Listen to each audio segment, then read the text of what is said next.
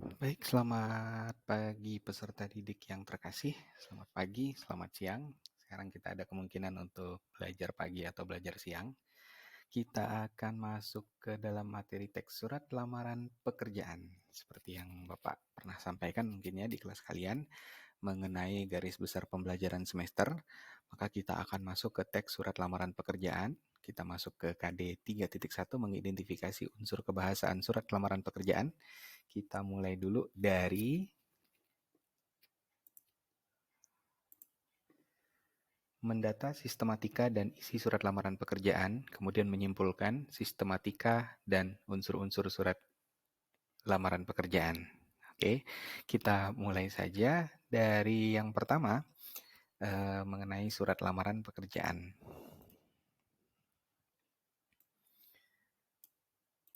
Nah, surat lamaran pekerjaan ini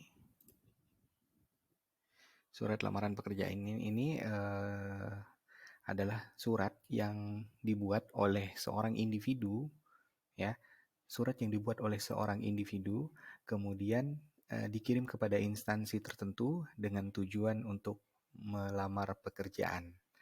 Jadi sifatnya, karena ini bahasanya harus lugas ya, artinya lugas itu bahasanya tidak boleh berbanding-banding, tidak boleh ada ungkapan, tidak boleh berbunga-bunga ya. Nanti kita bisa lihat contohnya seperti apa bahasa yang berbunga-bunga itu biasanya ada di bagian penutup surat lamaran. Kemudian tidak boleh ambigu, artinya tidak boleh banyak satu kalimat itu memiliki beberapa arti ya. Kemudian dia bahasanya harus langsung kepada tujuannya sehingga maksud yang disampaikan itu langsung dapat diterima oleh orang yang membaca surat lamaran pekerjaan ini. Baik surat lamaran ini ditujukan kepada perusahaan besar maupun kecil, semuanya tetap menggunakan surat lamaran pekerjaan seharusnya. Selain menjadi syarat, surat ini juga menjadi dokumentasi perusahaan, sehingga lebih baik dalam pendataan kapan misalnya si orang pelamar ini bekerja. Oke, kita mulai saja. Seperti yang disebutkan tadi, kita akan mendata sistematika dan isi surat lamaran pekerjaan. Kita akan mulai dari mendata apa saja sistematika dari surat lamaran pekerjaan ini. Oke, yang pertama, surat lamaran pekerjaan itu dituliskan yang paling atas. Yang paling atas itu yang pertama adalah nama kota di sudut kanan atas, ya, nama kota di sini Bapak contohkan langsung Pontianak. Kemudian tanggal dibuatnya surat, bulan dan tahun. Ini berada di baris paling atas, ya. Hanya dia tidak ada jarak antara tempat dibuatnya surat dan perihal untuk lamaran pekerjaan ini. Kemudian ada yang namanya perihal. Perihal ini adalah maksud dibuatnya surat ini. Kemudian lampiran. Lampiran ini adalah beberapa dokumen yang disampaikan besertaan dengan surat ini. Kenapa lampiran ini penting? Karena dengan menuliskannya di sini, ya, perhatikan cara penulisannya seperti ini, kebahasaannya 8 lembar misalnya. Jadi misalnya kita mengirimkan sebuah surat, kemudian ada 8 lembar surat lain 8 dokumen lain yang disertakan di surat itu, maka si penerima surat ini dapat mengecek apakah benar antara yang dituliskan di surat lamaran pekerjaan atau surat lainnya, ya, ini dipakai juga di surat lainnya di lampiran ini. Kemudian dicek dokumen itu apakah sesuai gitu, apakah benar ada 8. Kalau ada yang kurang mungkin nanti bisa ditanyakan pada si pengirim suratnya, ya. Ini menjadi penting lampiran ini. Tetapi kalau tidak ada lampiran ini tetap boleh ditulis tetapi menjadi strip. Nah, contohnya bisa seperti ini. Oke. Umumnya surat lamaran pekerjaan ini tetap menuliskan lampiran. ya, karena paling tidak si perusahaan yang membuat surat lamaran yang membuat lowongan ini paling tidak dia membutuhkan dokumen resmi dari Anda, misalnya fotokopi KTP, ya, kemudian misalnya fotokopi ijazah terakhir, ya, dia tetap memerlukan itu. Lalu bagaimana kalau bentuknya adalah surat elektronik atau biasanya kita kenal dengan email? Kalau surat elektronik juga dituliskan seperti ini, sehingga nanti yang dilampirkan beserta dengan surat ini juga ketahuan ada berapa, ya. Karena sekarang katanya kita sudah era digital, sekolah kita juga sudah paperless, ya. Perusahaan-perusahaan besar mungkin juga sudah menerapkan eh, kebijakan menggunakan sangat sedikit kertas, sehingga mengirimnya kadang-kadang memang melalui email gitu. Kemudian kita lanjutkan. Nah, kemudian diberikan satu baris, ya, satu baris kosong di sini.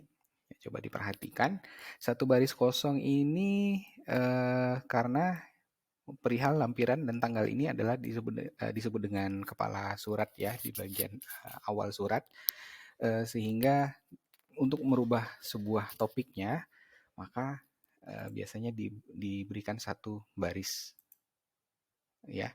Kemudian yang terhormat pimpinan perusahaan Ikat Terus Sejahtera, ini contoh saja. Kemudian ini alamat surat. Ini kepada siapa ditujukan, ya.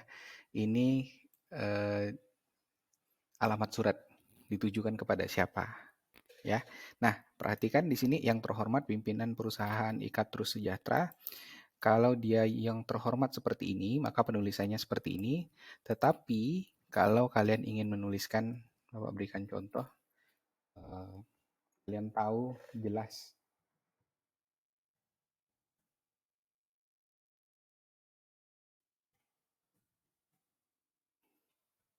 siapa yang kalian tuju, misalnya seperti ini, Bapak Nuri Simarona ST, maka tidak perlu menggunakan yang terhormat lagi. Bapak dan yang terhormat di sini merupakan dua hal yang sama, memberikan penghargaan kepada orang yang dituju. Kalian hanya perlu menuliskan satu. Jadi tidak perlu yang terhormat Bapak Nuri Simarona. Boleh Bapak Nuri Simarona ST saja, ya. Jangan kedua-duanya ditulis. Jangan YTH Bapak Nuri Simarona, ya. Tapi kalau kalian misalnya tidak tahu pimpinan perusahaannya namanya siapa, kemudian kalian memutuskan untuk menulisnya sebagai pimpinan perusahaan Ikat Terus Sejahtera, maka tuliskan YTH di situ, tanpa bapak atau ibu atau saudara atau saudari, ya. Jadi bakunya memang seperti ini, tidak usah dituliskan dua, ya. Itu jadi hal yang tidak berlebihan. Nah, perhatikan penulisan alamat yang benar seperti ini. Jalan itu jangan disingkat, walaupun ada penulisan jalan yang benar seperti ini. JL, ya, bukan JLN. Itu benar, ya. Tetapi untuk menghindari kesalahan alamat dalam surat lamaran pekerjaan, ya, dan dalam surat-surat resmi, hindari menggunakan singkatan pada penulisan alamat. Pada jalan jangan ditulis JL.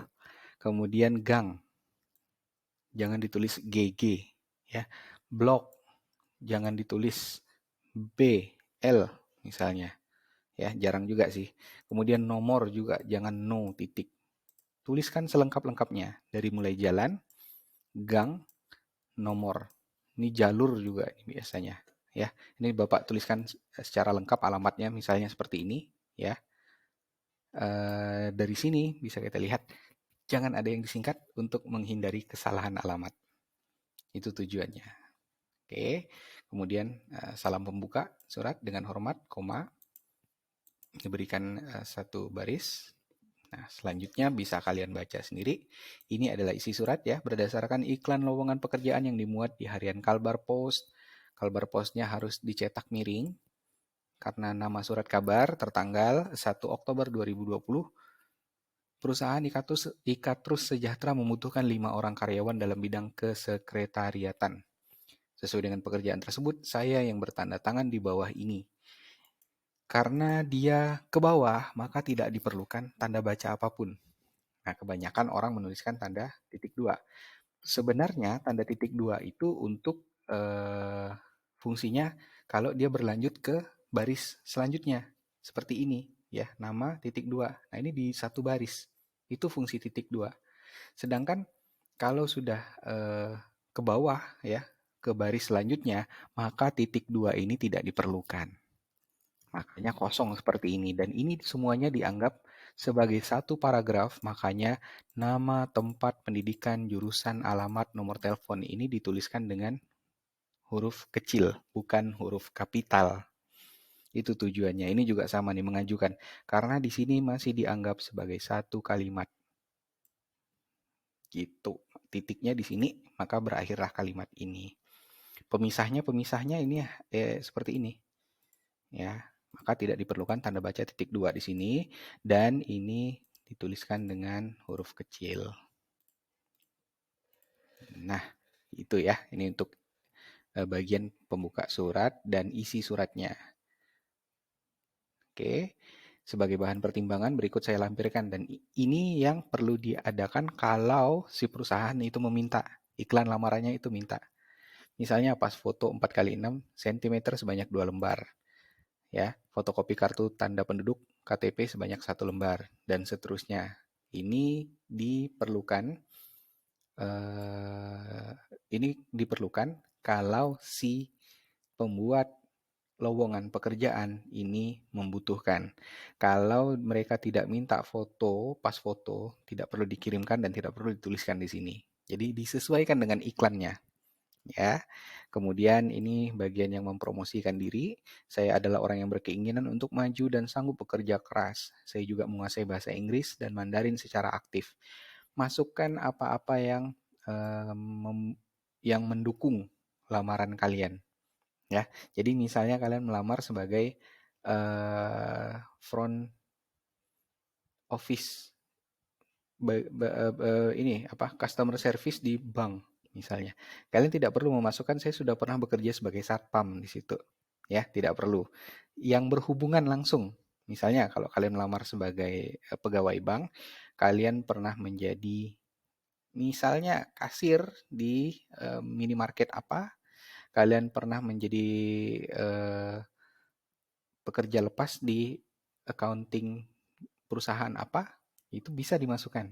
Tetapi kalau misalnya kalian menjadi misalnya saja seperti yang Bapak sebutkan tadi, misalnya menjadi satuan pengamanan, satpam, maka tidak diperlukan dituliskan di sini. Hanya yang mendukung. Kemudian ini bagian penutupnya, demikianlah surat lamaran pekerjaan ini buat.